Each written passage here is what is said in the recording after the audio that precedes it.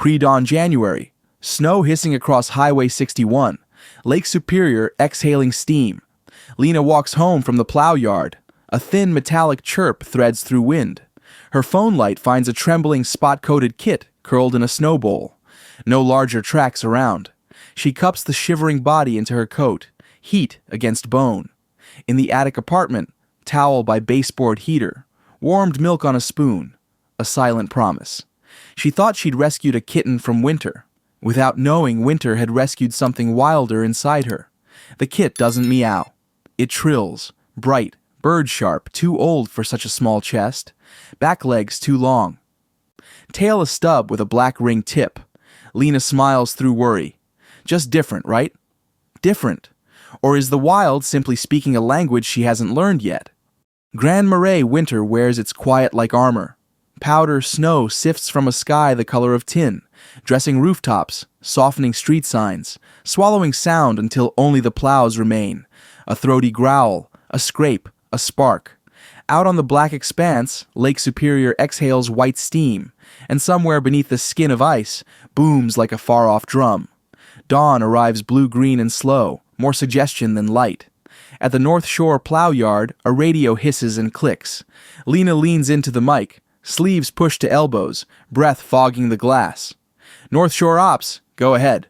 A driver answers, voice papery with fatigue. Drifts 2 feet past 5 Mile. I'm turning back. She marks the route with a pencil nub, then warms her hands on a dented thermos. Copy that. Stay safe, Dan. A pause. The old camaraderie. You too, Ortiz. Keep the lights on. She smiles at the empty room. I always do. Her commute is a tunnel of headlight and snow. Boots squeak on packed powder as she climbs the hill, the lake briefly visible between buildings. Flat as a sheet of tempered steel. Wind plucks at her scarf. Her shadow, long and thin, skims the plowed berms. She passes Artist Point and listens for the brittle chatter of ice along the rocks, for the sigh that means another weather change is coming. Not tonight, she tells the dark, and the words come out in clouds. Not empty tonight. The attic apartment sits under a pitched roof with beams the color of toast. The space heater ticks like a polite metronome. Beneath the frost-starred window, a watercolor corner waits. Mason jar rinsed clean, pans aligned, paper clipped flat. The lamp throws a honey lake across the desk. She sets the thermos down and stands a moment, letting the room unclench the cold from her bones. In the desk drawer lies a single sheet, thin as ice, edges soft from being touched. A volunteer sign-in, hours written in a hand too careful to be casual. She stares at the dates, at the neat initials that don't quite look like hers. Months ago, she failed an intake screening at a wildlife rehab. The paper made the failure hurt less. Or, so she told herself. I only wanted a chance, she says, barely above a whisper. The heater answers with another tick. She opens the window an inch to watch breath twist into the night and closes it before the room can lose its gold. Brushes in a jar, towels folded, kettle on. She sets a small bowl by the baseboard because habit is its own kind of hope. I'll get this right, she tells the room, then, softer, to something not yet named. I'll get you right. The lamp hums. Beyond the glass, a patrol truck slides by, orange beacon revolving like a slow star. Inside, on the sill, lamplight rim, writes a tiny silhouette, 2 dark ear tufts catching the glow as if they were struck matches. Below them, breath plumes in small, perfect clouds that vanish as soon as they form. The apartment holds its inhale, and winter, for once, does not press so hard against the walls. On a shore where the lake looks like a sheet of steel, what do those small eyes reflect? Her face, or the life she cannot keep? The sound hides inside the wind. A slender filament braided with tire hiss and lake boom. Lena pauses on the salted shoulder, breath smoking, phone raised like a small star. There it is again. A metallic chirp, too bright for the highway, too wild for town. She steps off the plow-burnished road into weeds lacquered with rime, stems sparkling like sugar under her beam. Snow cups her boot, cold licking through denim. She sinks, steadying herself with a gloved hand against the frozen ditch. In a wind-scooped bowl lies a tiny body curled tight as a fist, shivering so hard even the whiskers tremble. Brown spots dust a winter coat. A soft cheek ruff frames a face with eyes too large for the skull. Ear tufts, black-tipped, lift like inked triangles, and the tail is a short banded stub, twitching in uncertain beats. When it calls, the sound isn't a meow. It is a bright trill, fragile and ancient at once. "Hey," Lena says, dropping to her knees, denim soaking, light steady on the bowl of snow. "Hey, little ember." Bare fingers slide beneath the narrow ribs, so light she thinks of paper, and she lifts the kit into her open coat. Zipper teeth meet, heat gathers. A frantic heartbeat flutters against her palm, like a moth trapped between glass and night. "Stay with me," she breathes as she climbs back to the shoulder, cars hissing by in glittering sleet. "Hear me, sweetheart. Stay." A sneeze like a hiccup answers from the warm hollow beneath her chin. The walk home stitches street to street. Frosted porches, sleeping shops, the faint boom of ice out on the lake. A plow passes, throwing sparks from its blade. The driver lifts 2 fingers in the old winter salute. She spreads a towel by the baseboard heater until the air shimmers, builds a tent from her coat, and lets warmth arrive slowly. "We go gentle," she says. No rushing the thaw. From the kettle, steam spirals. A washcloth warmed to safe heat loosens road grit and ice beads from tiny toes. Each paw opens like a star, pads gray with dust, claws pearl small, trembling less with every careful touch. "Brave girl," Lena murmurs. Brave and stubborn. When she dries the fur, a smell lifts, resin and wood smoke, as if a campfire were hiding in winter cloth. She laughs, surprised by joy. "Juniper," she tries, tasting the name. "June, if you'll have it." Milk warms in a mug cupped between Lena's hands. A teaspoon becomes a silver bridge from heat to tongue. "Tiny sips," she coaches. "We're not racing." The first lick is tentative, the second sure. The third determined enough to make Lena breathe again. A silver thread clings to one whisker. She wipes it with a laugh she didn't know she saved for tonight. She checks belly and paws for wounds, for ticks, for the kind of silence that means something hidden is wrong. June answers by sinking into warmth until only ear tufts and breath are visible above the towel's edge. The lamp steadies. Light feathers the spotted flank, and the short tail's dark band looks like a line beneath a signature. Her phone buzzes. Friends. A shift note. A meme. She turns it face down and lets the room keep its hush. No photos, she decides. No permission. Just us.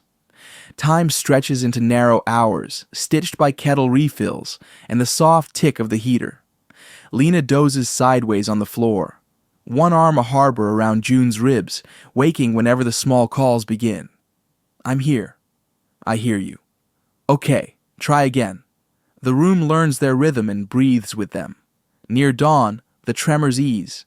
June stretches with careful dignity and presses her forehead into the heel of Lena's hand. The gesture knocks something loose in Lena. Fear, maybe, or the ice around old failures. So she answers softly. "Deal," she whispers. "You keep trying. I keep you warm." A gentler trill ripples from the towel like an agreement. Outside, the lake lifts a last veil of steam, and the window fog draws and erases a ghost heart. Saving a tiny life can warm a room, but can it warm the right heart, the right species? By the second morning, a new rhythm takes hold. Night shift, snow road, golden apartment. Lena unlatches the door and steam from her thermos ghosts into the room. On the towel by the heater, June lifts her head, blinks, then chirps. A quick, bright note that somehow feels like welcome. "Morning, June," Lena says, voice rough from the radio. "We did it." She warms her hands over the space heater's soft tick. June pushes up, wobbly but intent, and noses the hem of Lena's sleeve as if clocking in. "Breakfast first," Lena murmurs. Then sunlight. The spoon appears. The little tongue finds its moon. Between sips, June's breath plumes. The short banded tail ticks in small, decisive beats, as if counting the seconds that belong to them. By afternoon, the watercolor corner becomes their stage. Lena wets paper until it shines, mixes lake blues and iron grays, drags a soft brush into a sky the color of tin. June watches, eyes like polished amber, then taps the rinse cup with one careful paw. "Not that one," Lena laughs. That's the clean water. The ear tufts twitch at her voice. The tail stub answers with two neat flicks. When Lena stands, June springs. Back legs drive. Her body arcs from chair to fridge top, then to the curtain rod, settling exactly where the warm air collects. Acrobat, Lena says, proud and a little awed. June kneads the rod's fabric sleeve with clear, precise intent, as if claiming the high places the room forgot to fill. Food becomes a conversation. Kibble sits ignored. Raw slivers, warmed in a saucer near the heater, vanish quickly, then reappear, tucked into the soil of Lena's spider plant, like coins saved for later. Hey, Lena says, half scolding, half delighted. That's not a pantry. June blinks, solemn, and tests the pot again with one paw, as if appraising its depth. Lena moves the plant to the shelf. June studies the new height. Measure recalculated, then leaps and lands without a whisper. Fine, Lena concedes. A tiny pantry, limited hours. June chirps once. Agreement or dissent, Lena can't tell, and resumes her survey from the beam, tail ticking, ear tufts swiveling toward sounds the room hasn't learned to notice. Outside, the world keeps its brutal schedule. Before dawn, Lena zips her coat and slides open the door to the back stairwell. June rides her shoulder like a living scarf, claws respectfully sheathed. The corridor smells of winter boots and laundry soap. In the alley, the dumpster stands rimmed with snow, the sky a shade of steel she's learned to trust. 2 minutes, Lena says. Boss's orders. June lifts her head and goes still. Somewhere above the harbor, crows complain. The kit freezes, every whisker forward, ear tufts pitched to an angle that looks like attention, sharpened into geometry. What do you hear? Lena whispers. The answer is a small, excited trill that seems to translate as old words carried on wind. Daylight brings the town back in thin layers. Coffee steam at the dockside bakery, tires whispering, gulls cross-stitching the sky. Through the window, dog walkers make their circuits. Most dogs glance up at June's silhouette and then look away, as if etiquette requires pretending they didn't see a question they can't answer. A woman in a red parka cups her hands to the glass. Maine Coon? She mouths with a smile. Lena shrugs and shakes her head at the same time, a dance of truth and camouflage. Just a rescue, she says through the pain, and June blinks slow, regal.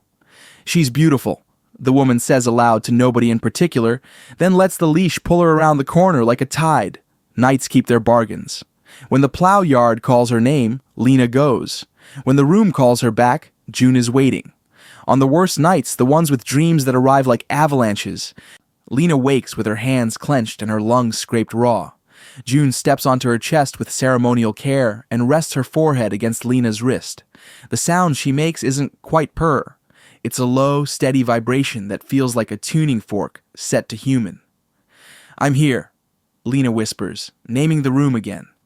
I'm here. The panic recedes by inches. Breath learns to be breath.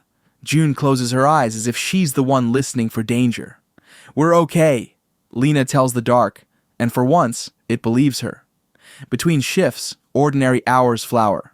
Lena strings a red scarf across the heater chair. It sags into a hammock and becomes June's throne. 10 minutes, Lena warns, placing a timer on the table. June blinks. Supreme. The timer dings. June does not move. Right, Lena concedes. Extension approved. They practice target games. Finger tap, chirp, look, until June begins to answer the softest whistle with a tidy hop from beam to shoulder. You're learning me, Lena says, delighted. June answers with a whisper trill that sounds like yes. On paper, Lena sketches paw pads, 4 beans and a pad, the arrangement rounder than any house cats she has known. Your signature, she says. Writing a date beneath the drawing as if notarizing a private treaty. Even chores acquire choreography. Mopping becomes a hunting ballet. June flattens, shoulder blades peaked, tail stub ticking like a metronome. Then, back leg drive, she explodes, silent paws slapping the shadow's edge before it can flee. You move like a hinge, Lena laughs, like something built to turn. Folding laundry invites ambush. A sleeve twitches and June is there, teeth respectful, eyes bright. When Lena sings along to late-night radio, June trills back on the rests, a concise, chiming counterpoint. "Are you singing?" Lena asks. June lifts her face, solemn as a choir girl, and answers with a softer note that seems to land exactly where the melody needed mending. Together they fill the small apartment with a music that belongs to neither species alone. Some afternoons, snow swirls like confetti, and the window becomes a theater. June tracks each flake as if it might reveal itself as prey at the last moment. She claims a sun patch and dozes with one eye half open, whiskers twitching at micro-movements Lena cannot see. When Lena writes grocery lists, heat tape, litter, a bigger towel, she adds meat with asterisks. June prefers what smells like weather. "Not my soup," Lena warns, guarding a steaming bowl, then softens. "Fine. Smell. That's all." June inhales, thoughtful, then returns to the window as if the snow had called her by name. It is a peaceable household, and also a wild one, and somehow those truths do not argue. She knows. As loneliness melts, another instinct opens its eyes. Snow packed in the stairwell smells like salt and rubber the afternoon the first real ripple appears. A child in a knit fox hat clambers up beside his mother and reaches toward June. June goes statue still, ear tufts forward, pupils round as pond ice, tail stub flicking a metronome. A low sound threads out of her, not purr, not hiss, something older. "She's shy," Lena says quickly, bending between small hand and small predator. Evelyn appears on the landing with a grocery tote and a brave smile that doesn't quite land. "She'll warm up," Evelyn jokes, voice light, fingers trembling the tiniest bit on the rail. The child retracts his hand. June releases the held breath. Lena hears her own heartbeat in the stairwell plaster, and it sounds like apology. Inside, the heater ticks, a tiny metronome keeping time for her worry at night. June circles the red scarf, then settles with her face toward the door, not sleeping so much as surveilling. "It was nothing," Lena tells the quiet. The missed door happens 3 nights later, after freezing rain shells every step in glass. Keys rake at Lena's lock, urgent, clumsy, insistent. "Wrong door, man," a voice in the hall slurs. "Back off," Lena says, but June is already a sprung wire. She launches to the peephole, claws splaying, ear tufts arrowed, and lets loose a ripping yowl that does not belong to domestic rooms. Footsteps stumble backward. The keys go silent. The hall turns to snow again. Lena laughs once, sharp, astonished, then collapses to the floor with her back to the door, tears arriving hot and uninvited. "You're okay," she tells June, which also means, "I'm okay, and maybe we are something formidable." The neighbor from 4B posts a note on the corkboard. "Please secure animals. Some are sensitive." Outside, a man with a husky crosses the street rather than past the window, where June sits like a saint in fur. By late afternoon, Lena decides on the clinic. The waiting room smells of disinfectant and old magazines. A calendar shows a smiling retriever knee-deep in water. "How's our brave one?" he asks, warm and careful, hands already washing in the small sink. June stands in the carrier like a question mark. He listens to her chest, counts breaths, strokes the cheek ruff with a knuckle. When he reaches the paws, his brow tucks. He studies the short tail, the ear tufts, the long hind legs built like springs. "She's healthy," he says, and the word opens a door in Lena's chest. "Strong, too." He pauses, gentle gravity returning. "But her features are unusual." "Unusual how?" Lena asks, fingers tightening on the carrier's strap. "I'd like to run a few tests." The word tests lands like a door latch. Papers, permits, hands taking rather than helping. "No," Lena says, softer than anger and sharper than fear. "She's fine." "She's mine." Patel's eyes crease with something that looks like memory. "You've done well keeping her alive," he says. "Just be cautious." Snow ticks against the window. Lena hears the boom of distant ice like a warning drum. Back home, rumor drafts slide through the hall like cold under a door. She catches phrases in passing. Feral, exotic, permit, words that change shape when they think she can't hear. One neighbor asks, kindly and loudly, whether Lena needs help finding a proper rescue. Another sends a link about apartment pet policies, highlighted and innocent. Evelyn knocks with tea and a teacher's smile that has comfort baked in. I adore her, she says at the doorway, lowering her voice. I also don't sleep much lately. Lena exhales. I'll keep her quiet. It isn't the noise, Evelyn says, eyes on the ear tufts visible above the chair. It's the feeling. She saved me from a drunk, Lena blurts, then softens. She scared him off. Evelyn nods, uneasy gratitude and old fear braided together. I know, she says. That's what scares me. After she leaves, Lena opens the desk drawer and lifts the thin paper that waits there like a bad decision. Volunteer hours. Overneat. Pretending to be enough. She failed the screening, then tried to backfill belonging with ink. I only wanted a chance, she tells the heater, which answers with a tick that could be Mercy or metronome. June hops to the desk and studies the paper, head tilted, whiskers forward as if reading weather. Lena folds it once, then again, until it is a white square that makes no sound at all. She tucks it back and rests a hand on June's spine, feeling the coiled spring of those long hind legs. You're not a mistake, she whispers. You're my promise to do better. Evening snows again, thin and constant, a hush made visible. Through the window, the lake is metal and distant, a blade turned flat to catch the last light. The building settles. The heater keeps time. June stations herself where she can see the door and the sky. Lena washes the mug and listens to the silence for what it's trying to say. It says, not in words, but in pressure. The story you want may not be the story that keeps her whole. Lena dries her hands and answers anyway. I can learn another language. June turns her head, ear tufts catching lamplight like two small flags. If love makes her defend what she has, does truth need another language to be heard? Winter light strings the harbor in beads of fire. Bonfires breathe cedar smoke into the blue evening. Paper cups steam in mittened hands. A drumline warms frozen streets with a heartbeat you can walk to. Lena moves through the crowd with June riding her shoulder in the red scarf, the kit's ear tufts pricking and relaxing like small metronomes. Snow halos every head, and music knocks against the lake's iron quiet before coming back as glitter. Easy, she whispers. Eyes on me, not the drums. June answers with a quick trill, then goes very still, hind legs aligned like coiled springs. They stop beside a birch, wrapped in string lights. On the downbeat, the tree erupts with birds, black commas ripping from white bark. June hardens into silence.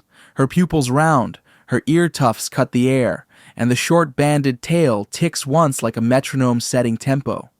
A sound leaves her that does not belong to living rooms. A bright piercing trill answered by 100 wings. Heads turn. Phones rise half an inch, undecided between awe and caution. That's some cat, a man says, and laughter tries to happen, then doesn't. Another voice. What breed is that? The crowd opens for a man in a DNR parka, beard salted with frost. Posture easy in the way of someone who has said difficult things before. He doesn't reach. He kneels, hands open on the snow, the gesture a door instead of a net. Hey there, he says, voice low, as if greeting a skittish neighbor. To Lena. Mind if I take a look from here? Lena nods, the red scarf tightening where June has anchored herself. The man studies with practiced quiet. Ear tufts, he notes without touching. Cheek ruff. Leg proportion. Long hindquarters built for vaulting. Tail, short and ringed at the tip. She's not a house cat, he says with the softness of fact. She's a bobcat kit. The word lifts from the snow and hangs like breath you can suddenly see. Lena feels it land in her chest the way lake ice booms. Far, then near, then underfoot. No, she says automatically, the syllable small as a glove button. She sleeps by the heater and taps my water glass and... June, as if to underline the point, goes perfectly still again, eyes fixed on the moving river of people, reading them the way weather reads trees. The man doesn't stand. I'm Caleb, he offers gently. Minnesota DNR. He keeps his gaze on June, not pinning, simply present. You've kept her alive, he says to Lena, and the sentence tucks a compliment inside a caution. That matters. But apartments and stairwells aren't a future her body can endure. Around them, the crowd's noise returns in muted waves. Admiration, fear, curiosity clicking like sleet against wool. Is it safe? Someone asks from a respectful distance. Back up, please, another voice says, phone hovering like a small, bright shield. Evelyn is suddenly there with 2 paper cups and a face trying to be both neighbor and alarm bell. Lena, she says softly, maybe step away from the drums. Lena hears her and doesn't, because the word has already begun to rearrange the furniture in her head. Door, heater, window, perch, clock, metronome, red scarf, a sling designed not for pets, but for passage. If I don't post about her, if I keep her quiet, if... She starts. Caleb shakes his head once. Kindness stays in his eyes. This isn't about blame. It's about giving her the life her bones expect. He rises slowly, snow graining his knees. I can help you do this, right? June relaxes a fraction, the tail's banded tip making a small, decisive line in air. Lena feels the crowd recede into blur. All the scenes replay. The towel by the heater, the spider plant pantry, the late-night rescue at the missed door. Each detail holds, but their meaning swivels like a weather vane in new wind. If I love her, she hears herself say, I have to love her as she is. Caleb nods, accepting the sentence as if it were a permit signed in ink. That's the whole of it. Behind them, the drum line swells, then falls away. The bonfire exhales sparks that drift up like slow stars. In the firelight, June's reflection sits inside Lena's eyes, a bright wild coin she didn't know she'd been carrying. She gathers the red scarf closer and breathes, once, steady, now. One word can rewrite the meaning of every memory. Bobcat. 2 days after winter lights, the envelope waits like a snowdrift on her doormat. Thick paper, state seal, pressed in blue, her name typed with bureaucratic calm. Lena picks it up with hands still raw from salt and heat, holds it under the kitchen lamp where the brass chain hums with the heater's tick. June hops to the sill and fogs the glass with 2 neat breaths. Outside, the lake lies iron flat, and the town's lone plow scrapes a line bright as a seam. Lena breaks the seal. Static lifts from the page. Breath is a small white engine inside her. She reads once too fast, then again, and the words arrange themselves like snow falling into legible drifts. Possession of wildlife, prohibited species, penalties assessed after deadline, recommended transfer to a licensed rehabilitation facility with enclosures backed by natural pine, contact number, case file, a courteous signature.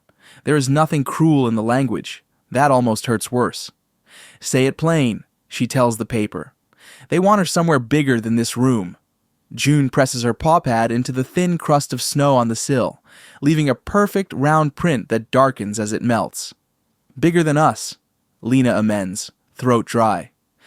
The clock on the stove keeps a soft, precise time. Beneath it, the lake gives a slow, distant boom, as if agreeing from miles under ice. She calls Dr. Patel first. He answers on the second ring, voice warmed by a smile. Lena, tell me. She reads the letter. The kitchen seems to swallow each sentence. You did the hard part, he says. You kept her alive long enough for choices to exist. A beat. Tests weren't a trap. They were a bridge I didn't know how to build without scaring you. I was scared anyway. I know. Bring her tomorrow. Pre-transfer check. Back door. Quiet hour. I'll note what matters and nothing else. Thank you, she says, meaning more than the appointment. Next she texts the number at the bottom of the letter. Caleb calls within 5 minutes, wind in the line. I can help with transport, he says. No lights, no uniform, just my truck and coffee that tastes like camp. What happens to her there?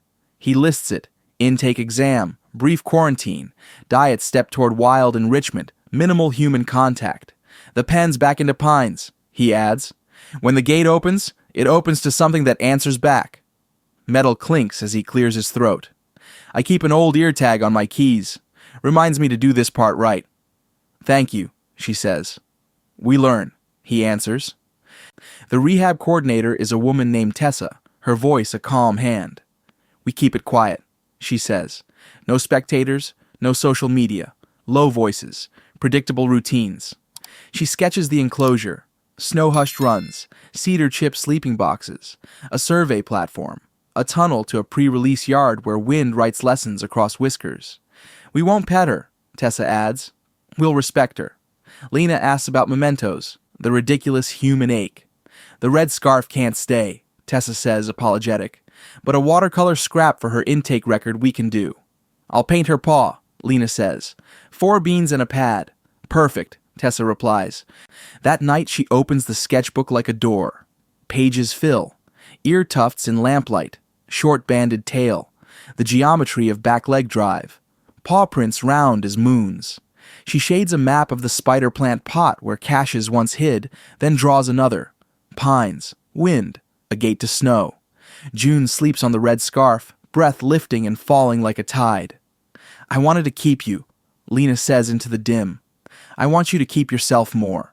She packs a bag, vaccination card, soft towel, the red scarf for the ride, a watercolor scrap for Tessa. The clock ticks. The lake booms. Sometimes love doesn't hold the gate. It opens it while the snow is still soft. Morning writes the town in white. The rehab yard smells of cedar and thawing gloves. Tessa unlatches the pen. Snow hushes every sound. June steps down from the truck in the red scarf. Ear tufts like commas. Easy, Lena whispers, kneeling. Take what's yours. June tastes the wind, then looks back once, the way travelers do before the road decides. Inside the snow-quiet pen, June climbs the low platform and listens.